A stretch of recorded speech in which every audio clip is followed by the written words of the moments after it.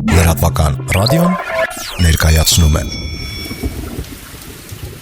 Խնդիրը սկզբունքը չէ, լինի ապահովություն թե ոչ, այդ սկզբունքը բոլորի համար ընդունելի է։ Մանրամասների մեջ է խնդիրներն առաջանում։ Այո, չի կարելի այդ հիմնադրամների փողը ուտել, բայց իսկով ասած, որ բյուջեին է կարելի է։ Նայում եմ գեներալի ունեցվածքին, հասկանում եմ, որ դա կամ կաշառքա, կամ բանակից թալան է։ Գողոնը չի վերադարձվել։ Հանցագործները չեն պատժվել։ Ես չեմ վստահում։ Ես հիմա էլ չեմ վստահում։ Հասկանում եք։ Տեսեք, ես միտեղ կարդացի, որ 3.5 միլիարդ դրամ է ակնկալվում այս վճարումներից, որ պիտի պետությունը ստանա։ Տարեկան